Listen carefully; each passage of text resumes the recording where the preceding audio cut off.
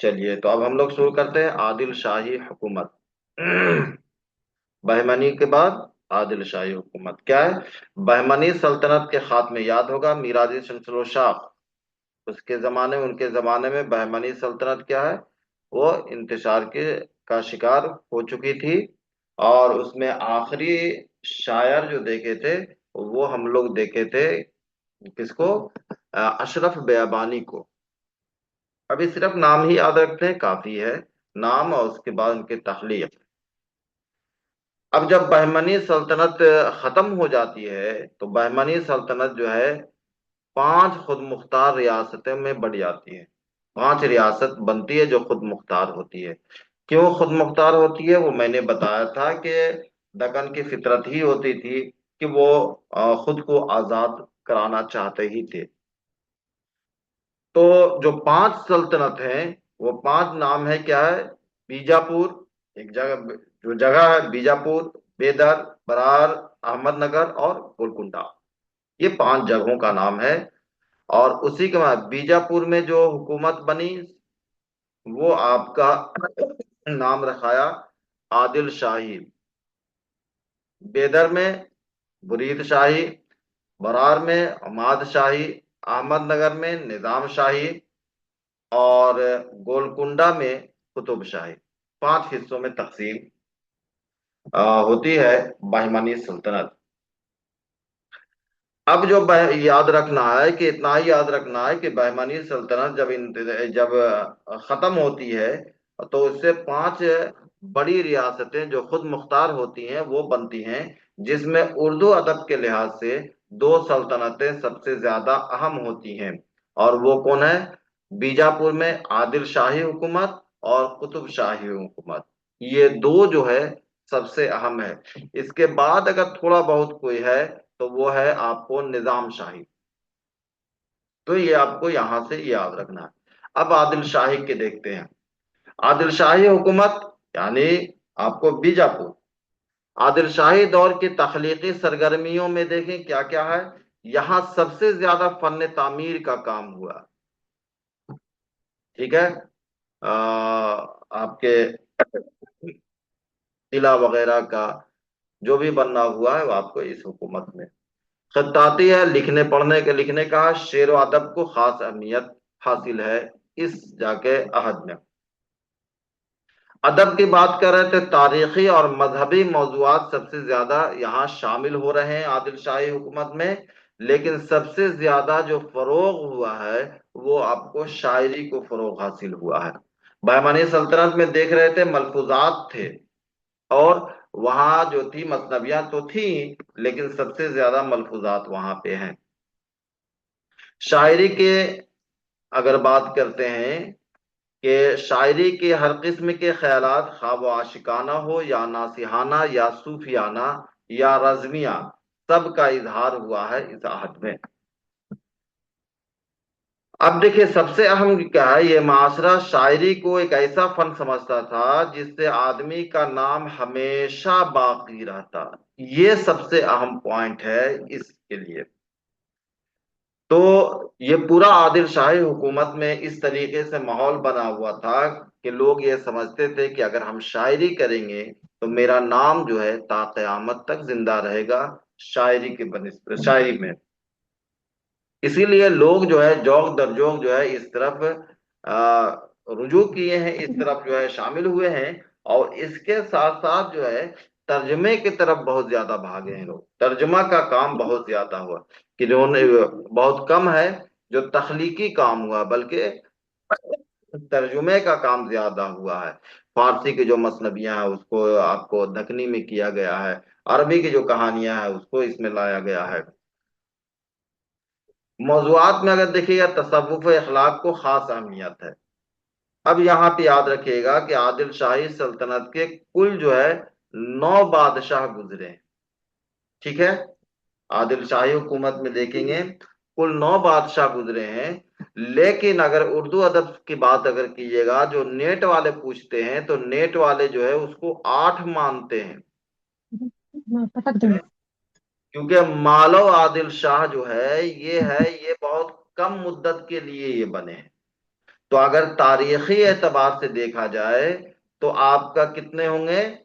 9 ہوں گے.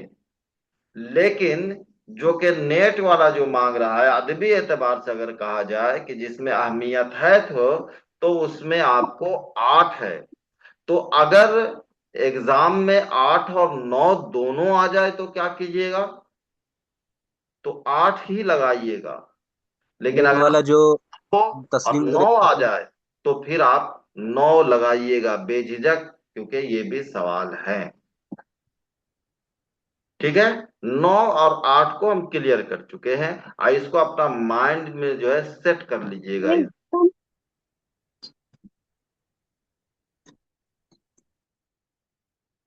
اب دیکھیے اس 8 میں سے دیکھیے گا، دیکھیے یوسف عادل شاہ، اسماعیل مالوا کو چھوڑ دیجئے، خالی تاریخی اعتبار سے میں نے کہا ہے تو یاد رکھنا ہے 8 کو. تو کیا ہے؟ یوسف، سب میں عادل شاہ عادل سے لگا، یوسف، اسماعیل، اور اس کے بعد ابراہیم، علی عادل، پھر ابراہیم عادل شاہ، محمد عادل شاہ، علی عادل شاہ ثانی، اور سکندر عادل شاہ. اچھا، یہ ثانی ثانی جہاں بھی ہے تو کبھی ایسا کرتا ہے ثانی کی جگہ پہ دوم لکھ دیتا ہے، تو گھبرائیے گا نہیں، دونوں ایک ہی ہے. ابراہیم دیکھیں، ابراہیم دونوں ہے، ابراہیم عادل شاہ اول لکھ دے گا اور ابراہیم عادل شاہ دو، تو یہ دونوں آپ کا ایک ہی ہے، بس صرف ثانی اور دوم کا فرق ہے. تو یوسف، اسماعیل، آپ کو ابراہیم. اچھا یہ بتائیے اگر تاریخی اعتبار سے اگر دیکھیں گے، اگر اس کو یاد بھی رکھنا ہے کون کس کے بعد ہے، تو اگر پیغمبر کی بات کریں وہاں سے اگر ریلیٹ کریں تو سب سے پہلے ان میں اگر دیکھیے گا تو یوسف علیہ السلام ہے سب سے پہلے آپ کا. تو سب سے پہلا بانی تو یوسف عادل شاہ ہے. اب یہ مت کہیے گا پیغمبر بنا رہے ان لوگ کو. اس کے بعد کا زمانہ اگر ان ناموں میں اگر دیکھتے ہیں تو اسماعیل کا آتا ہے، تو یہ دوسرے نمبر پہ ہے. اسماعیل جو ہے، اس کے بعد کون آتے ہیں؟ اچھا ابراہیم پہلے آتے ہیں نا جی.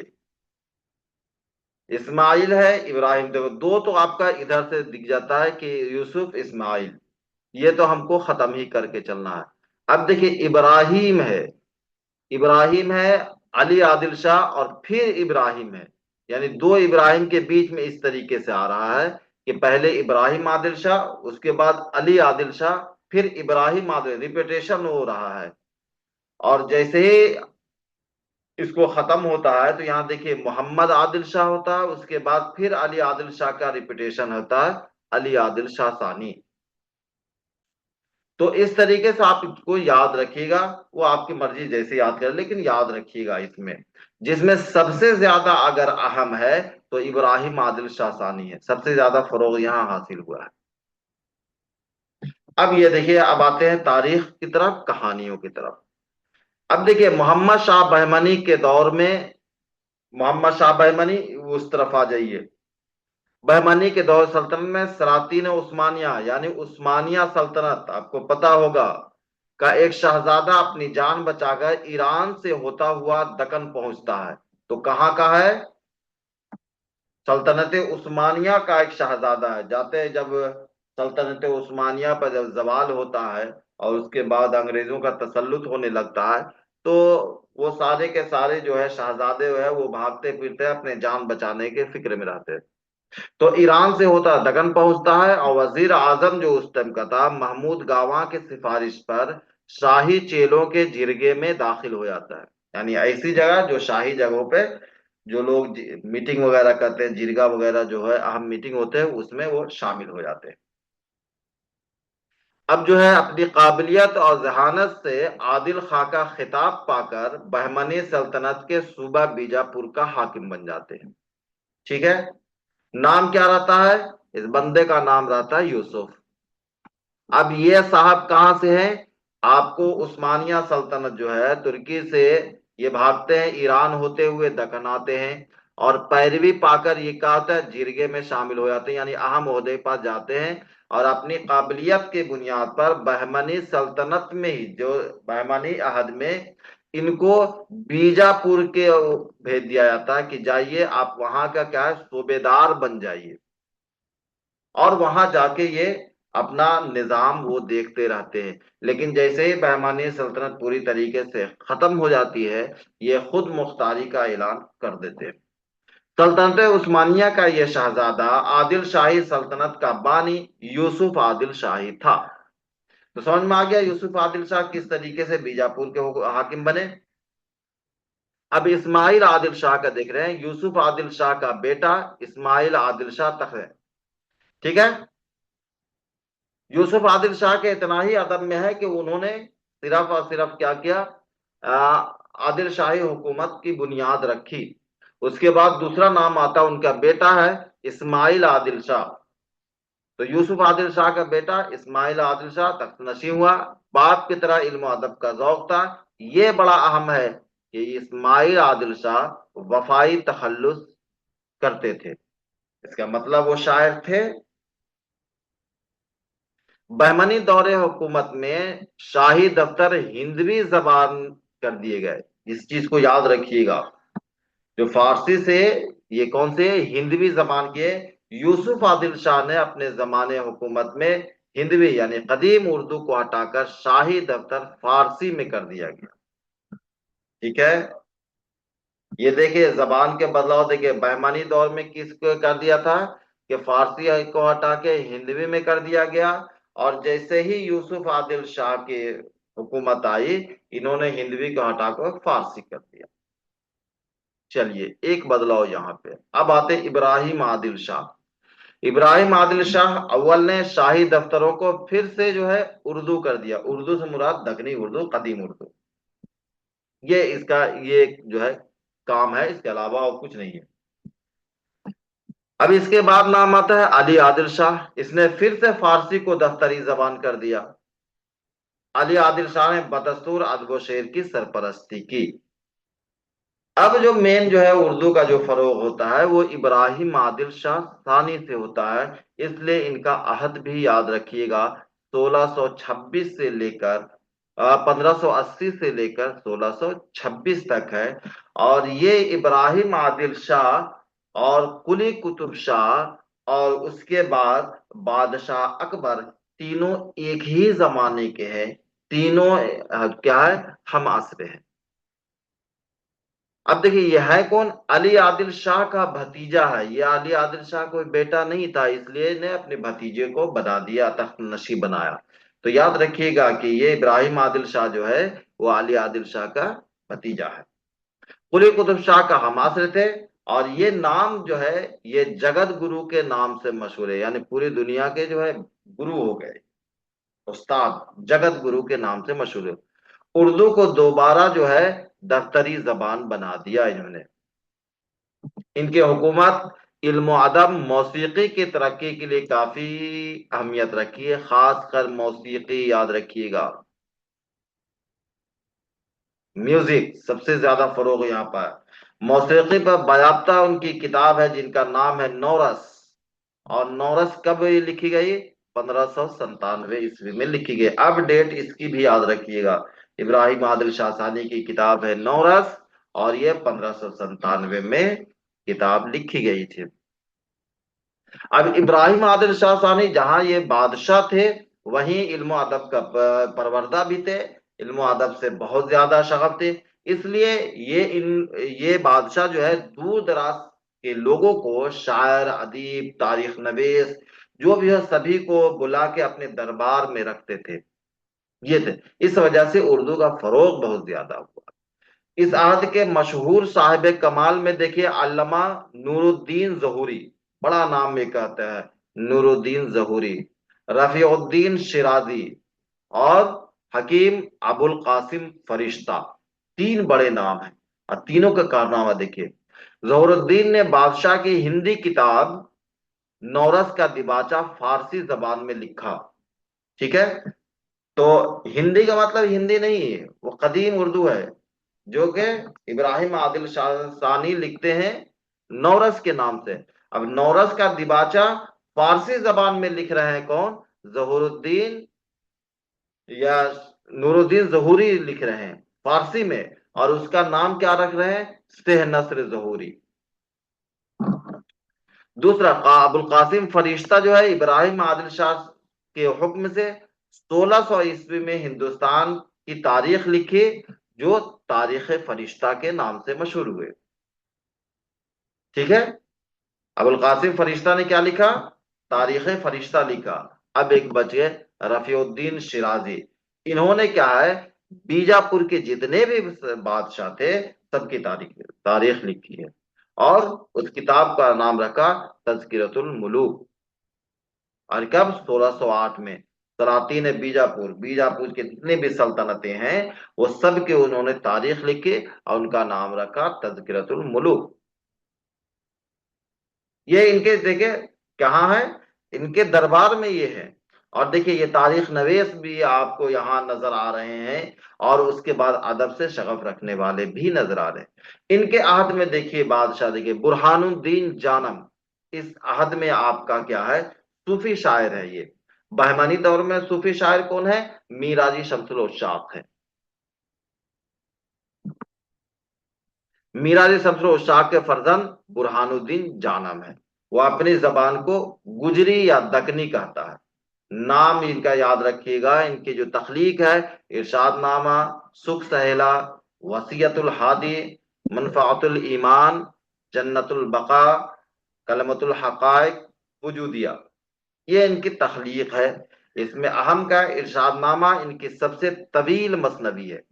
تو یہ دیکھیں ارشاد نامہ ہے کیا، تو یہ مثنوی ہے، اور ان کی سب سے طویل مثنوی ہے۔ یہ 2500 ابیات کے طویل مزے ہیں، سمجھ رہے ہیں، 2500 شعر پر مشتمل ہے یہ۔ اس کے بعد سکھ سہیلا ایک ترکیب بند ہے، مطلب یہ بھی آپ کے کیا ہے، شاعری کا ہی ہے، جس کا ہر بند 4 مصروں پر مشتمل ہے، جن میں آخری مصرع مشترک ہے، جس کو ٹیپ کا شعر کہتے ہیں۔ وہ ہم لوگ بعد میں پڑھیں گے، جب اصناف پڑھیں گے تب کہ ٹیپ کے شاعر کس کو کہتے ہیں۔ کلمت الحقائق اور وجودیہ ان کی نثری کتاب ہے۔ برہان الدین جانم کی وفات ابراہیم عادل شاہ ثانی کے دور حکومت میں ہوئی۔ اس وقت ہندوستان پر شہنشاہ اکبر کی حکمرانی تھی اور گولکنڈہ میں قطب شاہ حکمران تھے۔ یا برہان الدین چونکہ صوفی شاعر ہے، بڑے شاعر صوفی ہیں، اس لیے ان کے بارے میں جاننا ضروری ہے۔ اور یہ بھی یاد رکھیے گا کہ ابراہیم عادل شاہ ثانی کے عہد میں۔ اس کے بعد ایک نام آتا ہے ابدل، یہ بھی ابراہیم عادل شاہ ثانی کے عہد کے ہیں۔ 1603 میں ابراہیم عادل شاہ یعنی جگت گرو کے حالات کو ایک طویل نظم میں لکھتے ہیں، جس کا نام وہ رکھتے ہیں ابراہیم نامہ۔ اب کچھ کہ ابراہیم نامہ میں ہے کیا، تو ابراہیم عادل شاہ ثانی کے حالات زندگی کو نظم کیا ہے، کس نے؟ ابدل نے، ابراہیم نامہ کے نام سے، سمجھے؟ اور یہ مثنوی جو ہے خود بادشاہ کی فرمائش پر لکھی گئی تھی۔ ابراہیم نامہ کو مسعود حسین خان نے مرتب کیا ہے بعد میں۔ تو یہ اتنے سارے لوگ تھے، جیسے آپ دیکھ رہے ہیں ابو القاسم ہے، اس کا رفیع الدین جو ہے وہ ہے، اس کے بعد ظہوری ہے، یہ سارے ہو گئے۔ اس کے بعد آپ دیکھیں برہان الدین جانم ہے، ابدل ہے، یہ سارے نام یاد رکھیے گا، ان کے عہد میں یہ ہے۔ اس کے بعد دوسرا بادشاہ کا نام آتا ہے محمد عادل شاہ۔ شروعات تو وہاں سے ہو چکے، یہ بھی انہی کے طرح تھے، یہ بھی علم و ادب سے شغف رکھتے تھے، خود وہ جو ہے شاعر تھے۔ سلطان محمد عادل شاہ کے 30 سالہ دور میں جتنی طویل نظمیں مثنویاں لکھی گئی، کسی اور دور میں مشکل سے نظر آئے۔ بلکہ اس کو جانتے عہد زرنی کہیے، یہ عہد زرنی مطلب یہ ہے دکنی ادب کا، دکنی کی بات کریں گے تو دکنی ادب میں عہد زرنی کا دور جو ہے محمد عادل شاہ کے دور میں ہے۔ جتنا بڑا نام لے لیجئے وہ سب کے سب آپ کو نظر آئیں گے اسی میں، بس خالی لاسٹ والے کو چھوڑ کے، وجی صاحب کو، باقی سب آپ کو ادھر نظر آئے۔ دیکھیے، اور دوسری بات یہ ہے کہ محمد عادل شاہ، ان کی جو شادی ہوتی ہے وہ قلی قطب شاہ کے بیٹی سے شادی ہوتی ہے، اور قلی قطب شاہ کی بیٹی جو ہے وہ جو ہے، یہ زمانہ آتا ہے عبداللہ قطب شاہ کے قلی قطب شاہ کی بیٹی جب یہاں آتی ہے تو ان کو خود بھی اردو ادب کا بہت شغف رہتا ہے، اور انہوں نے اناؤنس کروا رکھا تھا کہ جو بہتر سے بہتر ترجمہ کرے گا اس کو جو ہے ملک الشورا کا خطاب دیا جائے گا اور انعام دیا جائے گا۔ اب بتائیے، ایک شہزادی ہے، وہ بھی دوسرے کہاں گولکنڈا سے آئی ہوئی، شادی شادی ابھی نئی نئی ہوئی ہے، دلہن ہے، اور وہ اناؤنس کرا رہی ہے کہ جس کا ترجمہ سب سے اچھا رہے گا اس کو انعام دیا جائے گا اور ملک الشورا کا خطاب دیا جائے گا۔ تو لوگ جو ہے ہر طرف سے اسی کی طرف دوڑ پڑے، ترجمہ کی طرف، اور لوگ جو ہے طرح طرح کے ترجمہ کرنے لگ گئے۔ اسی لیے اس دور کو ترجمے کا دور کہا جاتا ہے، اور سب سے زیادہ ترجمہ انہی کے عہد میں ہوا ہے، محمد عادل شاہ کے عہد میں۔ دیکھتے ہیں یہاں پہ، خدیجہ سلطان محمد قطب شاہ کی بیٹی اور سلطان عبداللہ قطب شاہ کی بہن تھی، ٹھیک ہے۔ اب دیکھیے کون کون لوگ تھے، دیکھیے حسن شوقی، یہ کون مثنوی لکھے، فتح نامہ اور میزبانی نامہ۔ قطب رازی مثنوی لکھ رہے تحفۃ النساء، کب؟ 1635 میں۔ امین بہرام و بانو حسن، 1637 میں۔ مرزا محمد مقیم مقیمی، مثنوی کون سی ہے؟ چندر بدن و ماہیار، کب ہے؟ 1638 میں۔ محمد ابراہیم صنعتی قصہ لکھ رہے ہیں، قصہ بے نظیر، اور 1645 میں۔ ملک خوشنود یہ لکھتے ہیں ہشت بہشت، جنت سگار، جنت سگار کب ہے؟ 1640 میں۔ کمال خان رستمی یہ دیکھے خاور نامہ، اور 1640 میں، ٹھیک ہے۔ تو یہ آپ کا یہاں پہ اتنے بڑے بڑے نام یہاں پہ آ رہے ہیں۔ اب دیکھیں مرزا محمد مقیم، دو نام آتا ہے جی، کنفیوژن دور رکھیے گا۔ مرزا محمد مقیم مقیمی، ایک ہے مرزا محمد مقیم، دونوں الگ الگ ہیں۔ تو یہاں پہ بات ہو رہی مرزا محمد مقیم۔ نصر الدین ہاشمی کا خیال ہے کہ مرزا محمد مقیم اور مقیمی دونوں الگ الگ شخص ہے۔ مرزا مقیم کی صرف ایک مثنوی ہے، فتح نامہ بگھیری، ٹھیک ہے نا۔ مقیمی سے ان کو مت جوڑیے گا، یہ بالکل الگ ہے۔ اب آتے ہیں مقیمی۔ مقیمی کا دیکھیے گا مثنوی ہے چندر بدن و ماہیار، اس کو تفصیل سے اب پڑھائیں گے۔ اس میں عشق کو موضوع سخن بنایا گیا ہے، جو لیلا مجنو اور شیریں فرہاد کی طرح سارے دکن میں مشہور تھا۔ عشقیہ مثنوی میں سب سے زیادہ مشہور، اور یہ بیجاپور کی پہلی عشقیہ مثنوی ہے۔ کون؟ چندر بدن و ماہیار، یہ بیجاپور کے پہلی عشقیہ مثنوی ہے۔ غواسی نے مثنوی لکھنے کے لیے حوصلہ افزائی کی انہی کو سے۔ مقیمی جب مثنوی لکھ رہے تھے ان کے سامنے غواسی کے مثنوی سیف الملوک و بدیع الجمال سامنے تھے، لیکن مقیمی نے اس طرف کوئی اشارہ نہیں کیا۔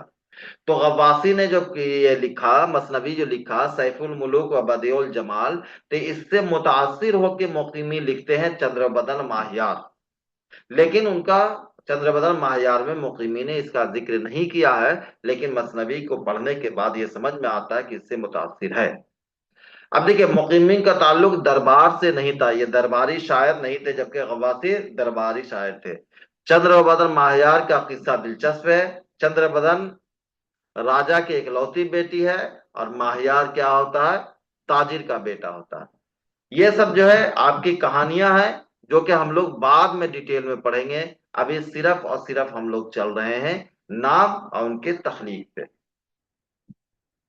اس کے بعد ایک نام آتا امین، مقیمی کی چندر بدن ماہیار کی پیروی کرتے، اس سے متاثر ہو کے یہ لکھتے ہیں بہرام و حسن بانو۔ کہیں کہیں پہ نام آتا بہرام و بانو حسن، کہیں پہ آتا بہرام و حسن بانو، تو یہاں پہ کچھ اور وہاں پہ کچھ اور لکھے ہیں، لیکن گھبرائیے نہیں، دونوں ایک ہی ہے۔ امین کی مثنوی پوری نہ ہوئی تھی، اس کی موت ہے۔ ابھی یہ مثنوی لکھ ہی رہے تھے کہ یہ کیا ہے؟ اللہ کو پیارے ہو گئے۔ بعد میں اس مثنوی کو پورا کیا ہے دولت شاہ، اور یہی کوشچن آیا ہوا ہے کہ بہرام و بانو حسن کو کس نے مکمل کیا ہے؟ تو کیا ہے؟ دولت شاہ۔ یہ کیا ہے؟ عشقیہ مثنوی ہے۔ اب اس کے بعد ہے ملک خوشنود۔ ملک خوشنود سلطان محمد عادل شاہ کا دور، سلطنت بیجاپور اور گولکنڈا کے مذاق سخن کا سنگم بن چکا تھا۔ صحیح بات ہے، दोनों एक दूसरे में मिल चुके थे, शादियां जब हो गई थी तो दोनों का आना जाना हो गया था। मलिक खुशनूद के देखते हैं, खदीजा सुल्तान के शादी के मौका पर बेहिसाब जहेज के अलावा बहुत से, सॉरी सॉरी, गवासी के बारे में मैंने कहा था, गवासी नहीं, मलिक खुशनूद आते हैं, समझे? इसको आप टांग मत खींचिएगा, गवासी नहीं, गुलाम के तौर पे मलिक खुशनूद आते हैं वो। गुलाम भी साथ आए थे, इन्हीं गुलामों में मलिक खुशनूद नामी एक गुलाम भी आया था। ठीक है, ये कब आए थे? जहेज में मलिक खुशनूद आ रहे हैं। मलिक खुशनूद बीजापुर आकर उसने इंतजाम, वफादारी और शायराना सलाहियत के सहारे इतनी तरक्की की कि मोहम्मद आदिल शाह ने 1635 में उसे सफीर बनाकर गुलगुंटा भेजा। अब समझ लीजिए, देखिए, एम्बेसडर बना रहे। यानी खदीजा सुल्तान की जब शादी हो रही थी तो एक शख्स जिसका नाम मलिक खुशनूद है, वो क्या है, गुलाम बन के आ रहे हैं। कहाँ? आदिल शाही हुकूमत में, आदिल शाह में आ रहे हैं, यहाँ मोहम्मद आदिल शाह के यहाँ है। अब यहाँ अपनी जहानत और वफादारी और ईमानदारी की वजह से और निज़ाम को बेहतर तरीके से देखने की सलाहियत की वजह से इनकी इतनी तरक्की हुई कि इनको अपना सफीर, यानी अपने मुल्क का सफीर बना के भेजते हैं, जाके गोलकुंडा भेजते हैं। ये इनकी इतनी तरक्की हुई। मलिक खुशनूद इस दौर का एक मुमताज शायर है जिसने कसाइद, गजलें और मरसियां भी लिखी।